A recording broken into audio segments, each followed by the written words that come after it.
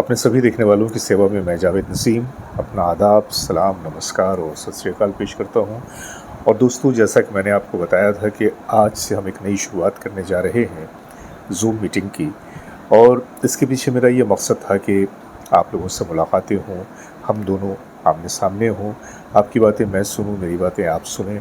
क्योंकि मेरे पोस्ट पे आपके कमेंट्स तो आते हैं, आपके मैसेजेस भी आ जाते हैं, लेकिन ये जो लुत्फ़ है एक दूसरे को देखते हुए बातें करने का, अपनी अपनी राय को व्यक्त करने का, तो कोशिश तो हमारी थी।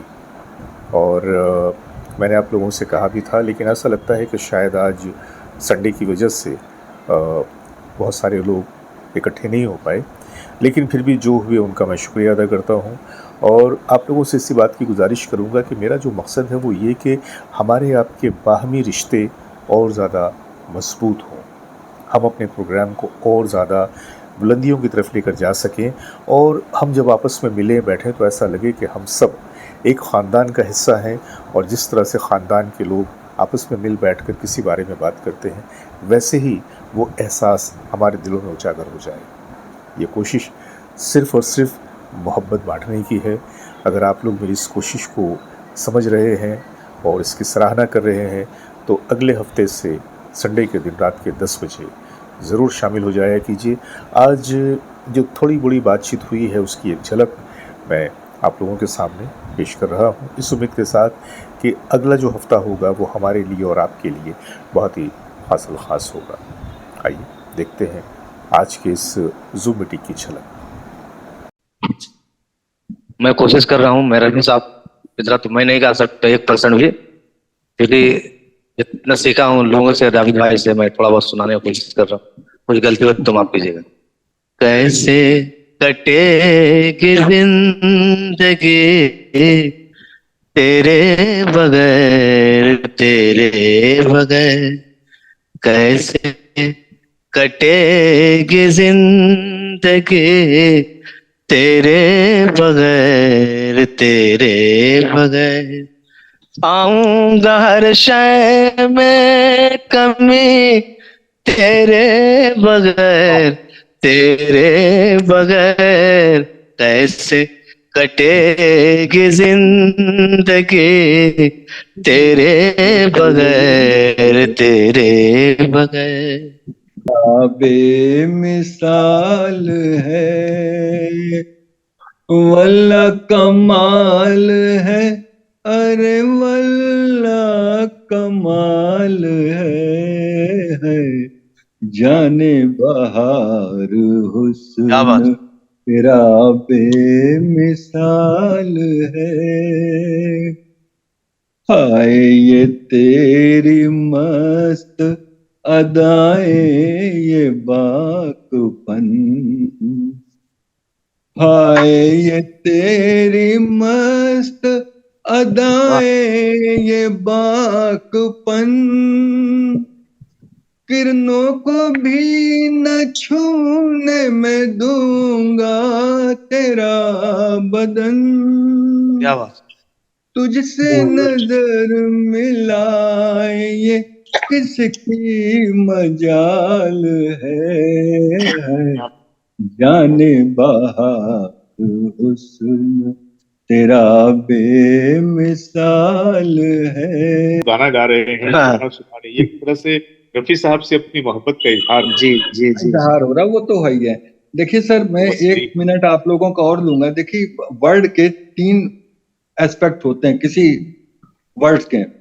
एक वो जो लिखा आपने देखा, एक जो आपने पढ़ा, और एक जो मतलब जिसे कहा जाए समझा जाए। लेकिन जो चौथा उसके अंदर जो भाव है शब्द का, उस भाव को केवल रफी साहब की आवाज में ही रिफ्लेक्ट हो पाया है आज तक।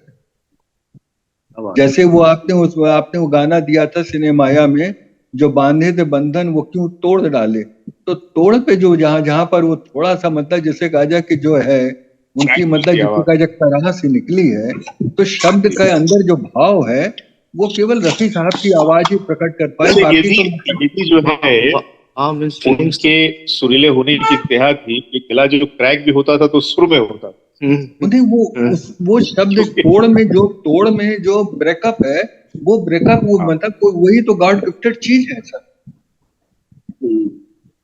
वो शब्दों का भाव जो है वो उन्हीं की आवाज प्रकट कर पाता है।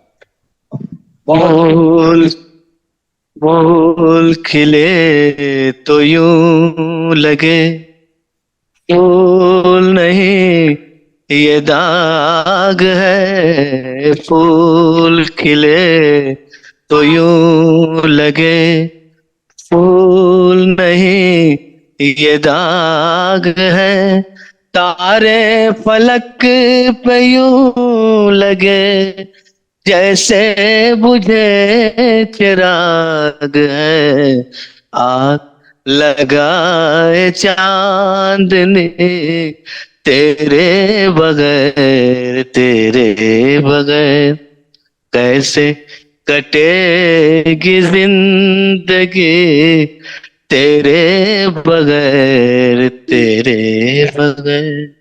अशोक जी, जी सर बहुत खूब, बहुत कोई खूब। खास नगमा आपकी फरमाइश पे, आप अगर कुछ सुनना चाहें तो आपकी फरमाइश पे आपके लिए खास तौर से पेश किया जाए। सर मुझे तो सभी गाने अच्छे लगते हैं, अगर आप इजाजत दें तो मेरा ये दो लाइन मैं गा लूं। हाँ गाइए गाइए गाइए, बिल्कुल बिल्कुल बिल्कुल। जाने बहार हुस्न तेरा बेमिसाल है। एआई का खास करके जो दौर है ना, एआई और सोशल मीडिया, तो उसका बहुत ज्यादा प्रभाव आने वाले समय में पड़ेगा। आज के गाने को अगर रफी साहब या किशोर कुमार गाते तो कैसा गाते, तो एक हो सकता आने वाले समय में और इसमें सुधार होगा। पहले कितना प्रैक्टिस होता था, कितनी दिक्कत होती थी एक रिकॉर्ड गाना करने में, कितना रिहर्सल होता था और कितने इंस्ट्रूमेंट सब थे, बहुत ही महंगे होते थे, मिलते नहीं थे, और कितना साजिंदों को जुटाना पड़ता था, मतलब कितना मुश्किल होती थी संगीतकार के लिए या बाकी साजिंदों के लिए, गायकों के लिए। आज के समय में बहुत ही आसानी हो गई कंप्यूटर के जरिए, मतलब और कुछ ही इंस्ट्रूमेंट के जरिए आप कहीं भी बैठ के किसी भी तरह के साज और आवाज को निकाल सकते हैं। और आज मूड है तो एक लाइन आज कर लिया, कल कर लिया, इस तरह से आप बहुत ही, मतलब उसमें बहुत ही क्रांतिकारी बदलाव आया है। या कि हमारी जो है क्रिएटिव आर्ट का एक खात्मा है ये, या इसके लिए एक तरह से बहुत ही हानिकारक है। हाँ, एक तरह से नुकसान भी है इसका। फायदा यह है कि इससे आज के समय में जैसे फिल्म बनाना बहुत आसान होने वाला है, कि जैसे गाने का ही उदाहरण लिया तो बहुत ही कम, आपको बहुत ही कम साधन में, बहुत ही कम समय में, और हो सकता है गायक की जरूरत ही नहीं पड़े। क्रिएटिविटी को तो नुकसान होगा ही, कुछ समय में हो सकता है कि आपको एक्टर की भी जरूरत नहीं पड़े, उसी के जरिए क्रिएट कर सकते हैं। एआई के जरिए ही आप एक्टर भी क्रिएट कर सकते हैं। ये मन तरपत हरि दर्शन को आज के लिए वहां से बनारस से पंडितों को बुलाया था, और वो नौशाद साहब का था ही कि मतलब पूरा पहले जो रिकॉर्डिंग रूम है उसको इस तरह से रखते थे कि जूते चप्पल बाहर रखो, ताकि मतलब एक पूजा घर की तरह एक रिकॉर्डिंग रूम जो है वो एक पूजा की जगह है। आपके साहब आप समझ लीजिए लता से 20 नहीं 30 हैं। एक ये गाना और एक तकदीर का फसाना जाकर किसे सुनाए, मतलब वो भी रफी साहब और लता दोनों ने गाया है। एक बात नहीं